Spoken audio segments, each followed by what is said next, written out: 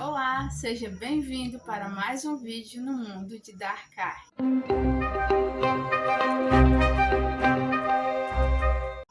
E nós voltamos! Bota uma mãozinha e uns confetes.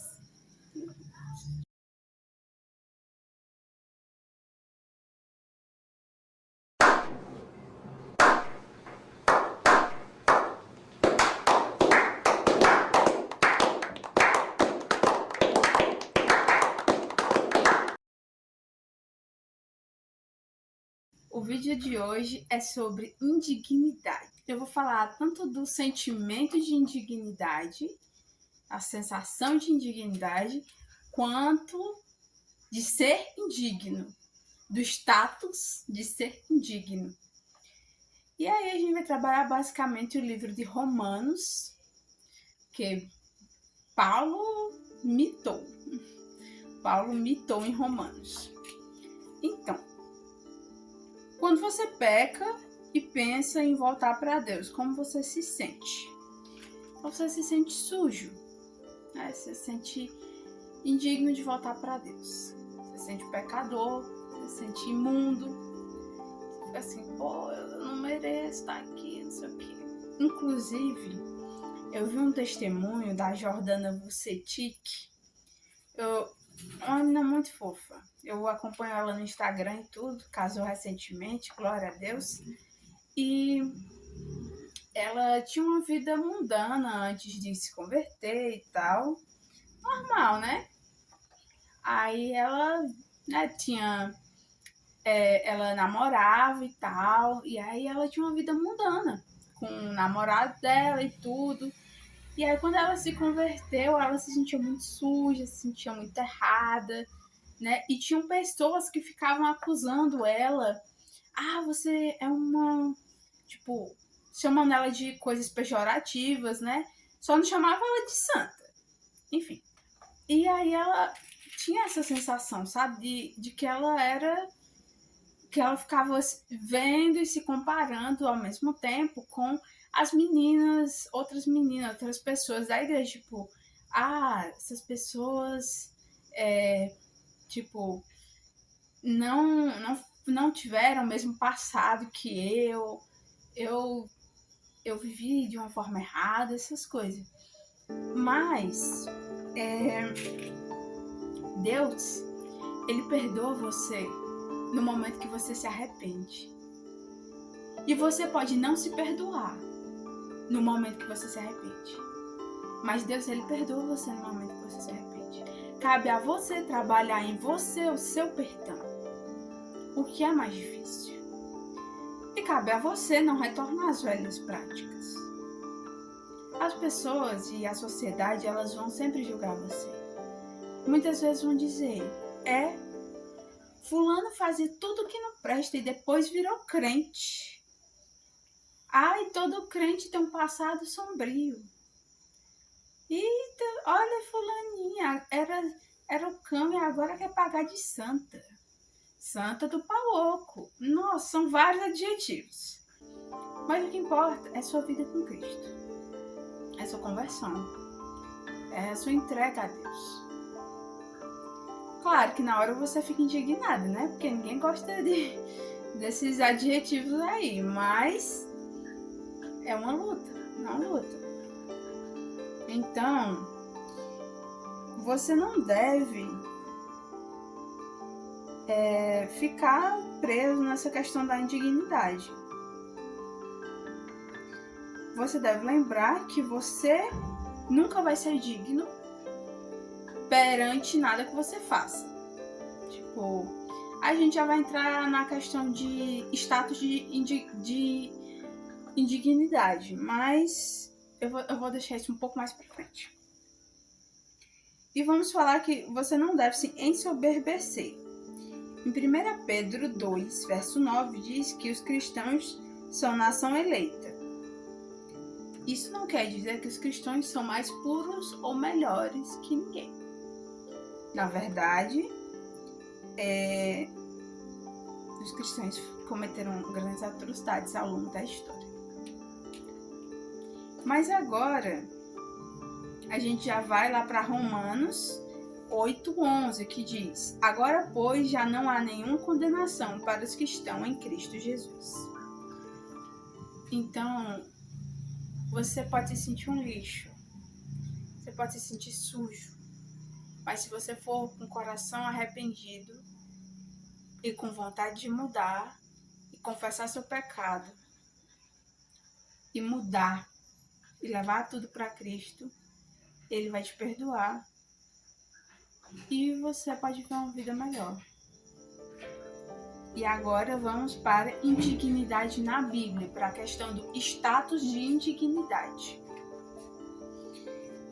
Nenhum de nós é justo, correto, digno ou puro, consequentemente nossas obras.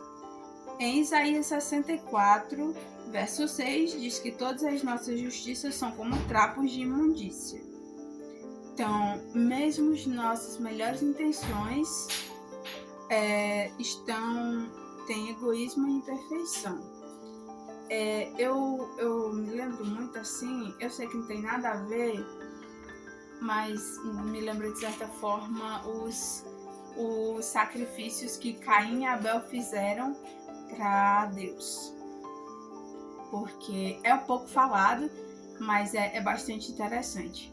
Porque provavelmente Deus ensinou para Adão e Adão ensinou para Caim e Abel como eles deveriam fazer sacrifícios para Deus. E aí Caim era agricultor e foi entregar para Deus um sacrifício. E aí ele tirou coisas lá das coisas dele e tal, entregou a Deus. E Deus não se alegrou do que ele deu. E Abel retirou o melhor lá do rebanho dele, que ele era pastor, e Deus se alegrou do que ele tinha entregado. E aí vem aquela coisa que nós temos que tirar das premissas do que temos e dar para Deus. Dar sempre o nosso melhor para Deus. Tudo de melhor que temos para Ele. E tipo, mesmo dando o nosso melhor, ainda não é o bom o suficiente. Ainda é um trapo, tá ligado? É bem louco isso. Aí depois Caim ficou com inveja e tal, matou Abel, aquela história toda. Em Romanos 3, verso 23 diz: porque todos pecam e destituídos estão da glória de Deus.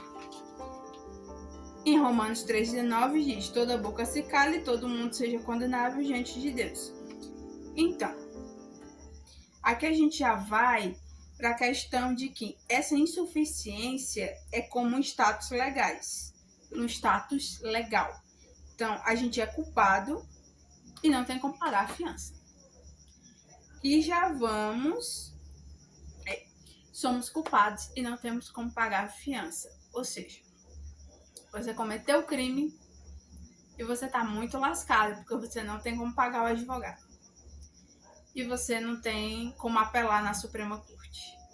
E você não tem como fazer nada. Nem condição de fazer um habeas corpus você tem. Tá muito lascado. E aí vem alguém com todo poder e autoridade e pega toda a culpa que era para ser sua e pega para si. Entendeu? Então, somos justificados pela fé. Pela fé, pela graça em Deus. Jesus que nos salvou. Você é insignificante nesse rolê, entendeu? O que é justificação? Eu acho interessante trazer essa parte histórica. No grego bíblico, o verbo traduzido justificar é dikaio. Ele não significa tornar alguém inerentemente bom ou perfeito, mas sim declarar justo.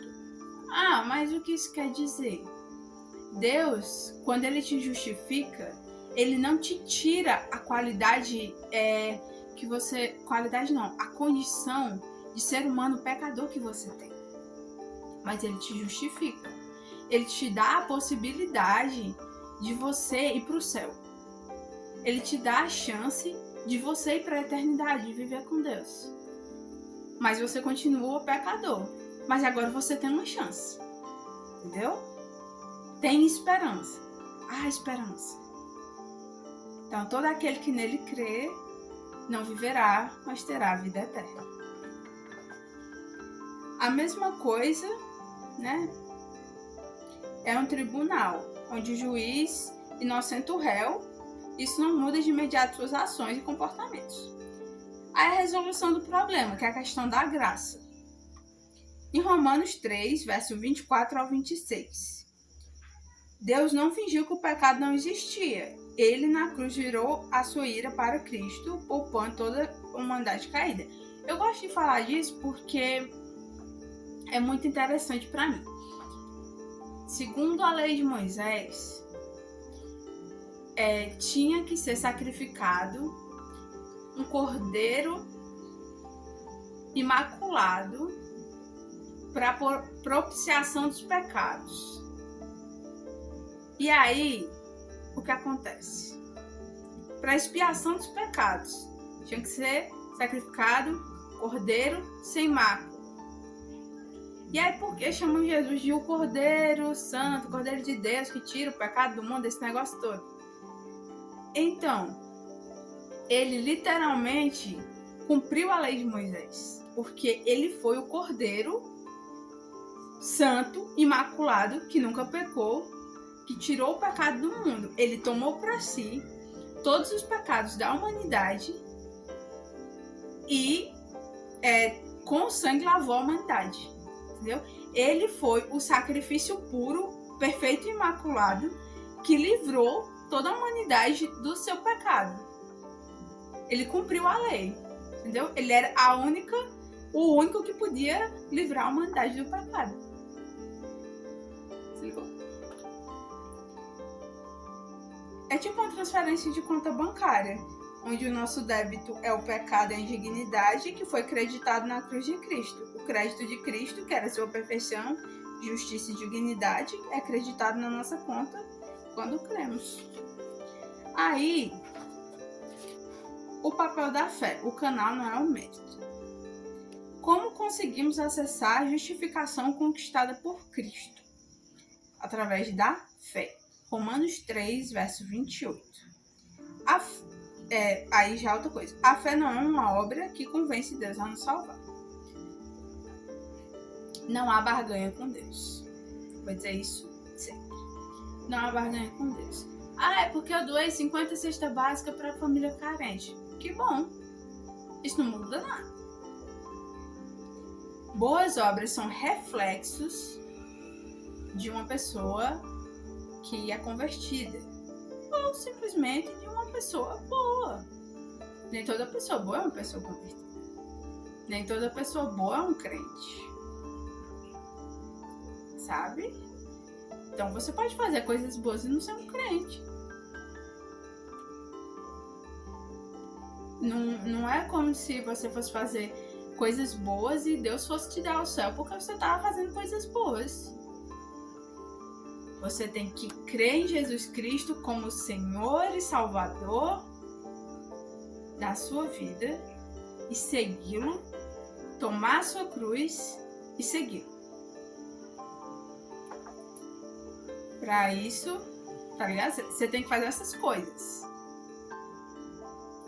Como isso resolve definitivamente a indignidade humana? Em Romanos 5, verso 1, Paulo colhe os frutos dessa teologia. Justificados, pois, diante da fé temos paz com Deus por meio de nosso Senhor Jesus Cristo. A doutrina da justificação resolve a indignidade humana de duas formas. Que em Romanos 8:1 remove o medo da condenação e destrói o desespero, destrói o orgulho e o desespero.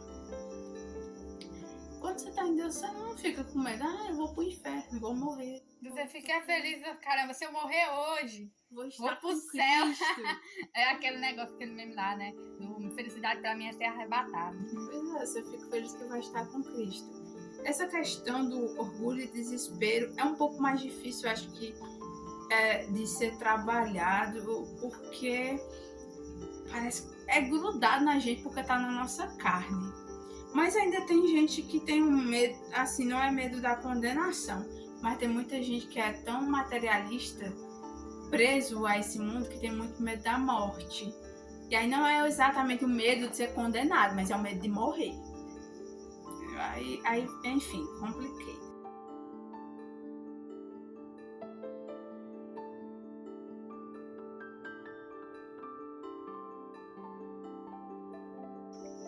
Você, em questão de você se sentir indigno do perdão de Deus. Você se sentir que não merece ser perdoado. Né, minha noite? Você se sente sujo e sente que não merece ser perdoado. Deus, ele é um pai de amor. Então, se você se arrepende do seu pecado, confessa que quer mudar, ele vai te perdoar. Então, você de fato merece ser perdoado? Essa questão quem julga é Deus, não sou eu. Você merece ser salvo? Não, você não merece ser salvo. Mas a salvação vem por meio da graça. A graça que Deus lhe deu. Você foi justificado pelo sangue de Deus. Tá? Não merece ser salvo, mas Deus lhe salvou pelo amor dele, pela graça dele. Então, você não merece, mas você conseguiu. Entendeu? E em questão de indignidade sobre... já respondi, né? Indignidade sobre merecer ser salvo ou não. Você não merece, mas Deus lhe salvou. E sobre o pecado, se você cometeu o pecado, se arrependeu, quer mudar e pediu perdão a Deus, Deus lhe perdoa, porque ele é um Deus de amor. Você merece perdão? Não. Mas Deus, ele é um Deus de amor e vai lhe perdoar. Bem, pessoal, eu espero que vocês tenham gostado do vídeo. Eu queria trazer essa questão de se sentir indigno, porque às vezes nos sentimos indignos por pecados que cometemos, por pessoas que nos fazem sentir indignos, por situações, são diversas coisas que nos fazem sentir indignos. E tem a indignidade, né, que é o status, onde nos encontramos que somos de fato indignos do amor de Deus, indignos da salvação, mas Deus nos justificou. Enfim, eu espero que vocês tenham gostado e dá like no vídeo, curta, compartilhe e comenta. É isso.